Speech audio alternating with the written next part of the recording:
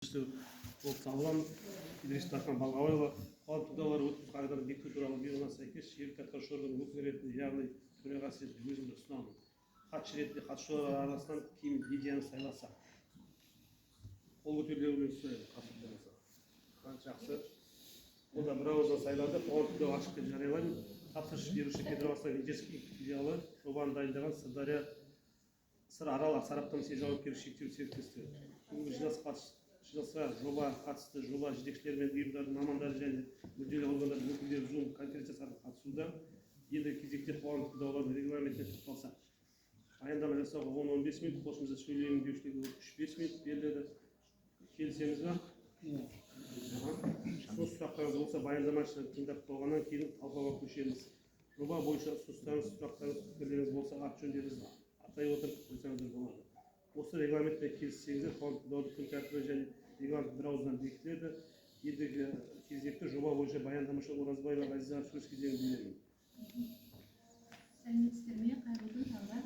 Бүгінгі қоғамдық тыңдаудың тақырыбы қоршаған ортаны қорғау бөлімдерімен 2026 жылға арналған Петроказахстан Венчурс филиалының Дощан, яғни оңтүстік Дощан, оңтүстік шығыс Дощан, солтүстік шығыс Дощан кен орны үшін атмосфераға зиянды заттардың жол берілетін шығарындылары нормативтерінің жобасына түзету енгізу бойынша ашық жиналыс түрінде қоғамдық тыңдау өткізіледі. Келесі слайд. Оператор жөнінде жалпы мәлімет беретін болсақ, оператор қызметінің негізгі мақсаты шикі газ және ілеспе газ өндіру болып табылады. Жобаларды әзірлеу мақсаты 2026 жылға арналған атмосфераға зиянды заттардың жол берілетін шығарындылары нормативтеріне түзету жобасы қоршаған ортаны қорғау бөлімдерімен бірге қарастырылады. Бұл жобаларды іске асыру кәсіпорынның ағымдағы өндірістік қызметін қамтамасыз етуге бағытталған. Келесі слайд. Қоршаған ортаға әсері, атмосфералық ауаға әсері. Бұл жерде 3 кен орны көрсетілген. Осының ішінде оңтүстік Дощан кен орны осы Жалағаш ауданына қарасты, Жалағаш ауданына жақын орналасқан. Оңтүстік Дощан кен орны бойынша 2026 жылы атмосфералық ауаға бөлінетін зиянды заттардың көлемі 3,30 тонна жылына құрайды. Және де ұңғымаларды жөндеу жұмыстары жүргізіледі. Соның ол жұмыстардың барысында зиянды заттардың көлемі 26,6 тонна жылына құрайды. Келесі слайд. Келесі слайдта осы кен орындардың ситуациялық картасы көрсетілген. Ана шығумен белгіленіп тұрған жерде, сол 3 кен орны көрсетіледі. Келесі слайд. Мына жерде солтүстік шығыс кен орны көрсетілген. Келесі слайд. Құрылыс және пайдалану кезінде суды тұтыну және суды бұру, жер үсті және жер асты суларына әсері болжанбайды деп бағаланды. Өндірістік қажеттіліктерге ауыз су пайдаланылмайды. Ағынды суларды ағызу жер үсті су объектілеріне жүзеге асырылмайды. Сондай-ақ суды ұтымды пайдалану қарастырылып отыр. Қоршаған ортаға әсері келесі слайд. Қоршаған ортаға әсері және қалдықтарды жинақтау 2026 жылға арналған қалдықтарды басқару бағдарламасы. Қалдықтар арнайы жабдықталған орындарда уақытша жиналады. Кейін көліктермен шығарылып, қайта өңдеуге, залалсыздандыруға, кәдеге жаратуға немесе жоюға лицензиясы бар мамандандырылған ұйымдарға беріледі. Қалдықтарды уақытша сақтау 6 айдан аспайтын мерзім аралығы болуы қажет. Тек мамандандырылған орындарда, ыдыстарда және мамандандырылған алаңдарда жүзеге асырылуы қажет. Бұл қоршаған орта компоненттерінің ластануын төмендетеді және толығымен жояды. Келесі слайд. Сондай-ақ өсімдіктер мен жануарлар түрлерінің популяциясының өзгеруі болжанбайды.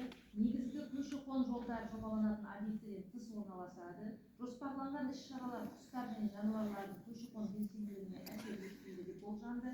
Топырақ қасиеттерінің өзгеруі күтілмейді. Топырақ аралық қасиеттерін ақтайтын болады.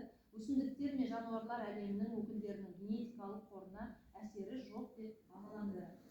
Келесі слайд. Өндірістік экологиялық бақылауға тоқталатын болсақ, экологиялық бақылау бағдарламасының жобасы мыналарды қамтиды төмендегідей. Эмиссиялар мониторингі, яғни ұйымдастырылған және ұйымдастырылмаған көздерден шығарындыларды бақылау. Ол аспаптық және есептік әдістермен жүзеге асырылады. Атмосфералық ауаға әсер ету мониторингі, санитарлық қорғау аймағы шекарасының белгіленген нүктелерінде ауа сынамаларын алу. Жер жамылғысына әсер ету мониторингі, санитарлық қорғау аймағы шекарасының белгіленген нүктелерінде және өнеркәсіп алаңында сынама алу. Радиациялық мониторинг белгіленген нүктелерде өнеркәсіптік алаң шегінде сынама алу. Операциялық мониторинг шеңберінде объектіде жабдықты пайдалану кезінде оның жай-күйін анықтау үшін ішкі тексеру жұмыстары жүргізіліп отыруы қажет.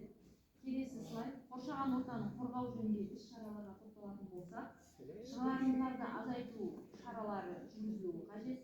Одан кейін санитарлық қорғау аймағының шекарасында бақылау бекеттерін ұйымдастыру жұмыстары, әкімшілік аумақтық бірліктердің аймақтарын көгалдандыру жұмыстары, мамандандырылған ұйымдарға қалдықтарды кәдеге жаратуға өткізу жұмыстары, яғни қалдықтар, автошиналар, аккумуляторлар, люминесцентный лампылар және тағы да басқа сол сияқты қалдықтарды.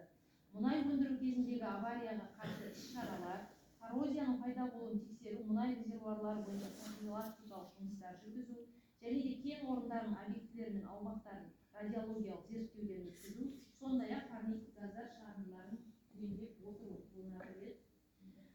Келесі слайд. Қорыта айтатын болсақ, осы жұмыстарда келтірілген материалдар негізінде келесі қорытындылар жасауға болады. Жоспарланған қызметтің атмосфералық ауаға әсер ету рұқсат етілген деп бағаланды. Жер асты сулары және жер үсті сулары ластануы жағынан әсер етпейді деп болжанды. Жоспарланған қызметтің әсер ету шегіндегі топыраққа әсер рұқсат етілген деп бағаланады. Биологиялық жүйеге әсер ету рұқсат етілген деп бағаланды. Бұл өсімдіктер мен жануарлар әлемінің қолданыстағы түрлі құрамының өзгеруіне әкелмейді деп болжанып отыр. Әлеуметтік экономикалық аспектілерге әсері жергілікті экономика үшін және жергілікті халықты жұмысқа орналастыру үшін оң деп бағаланады. Тұтастай алғанда, объектіні пайдалану кезінде ұсынылған табиғат қорғау іс-шараларын сақтаған жағдайда соншалықты маңызды болмайтындығын көрсетіп отыр. Назарларыңызға рахмет.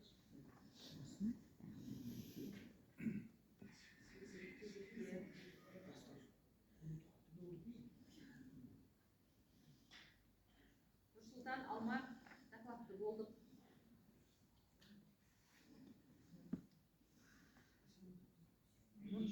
Нұрдәулет. Байтақ партиясынан жалпы неге сұрақтар, ұсыныстар келіп түскен жоқ. Алмар.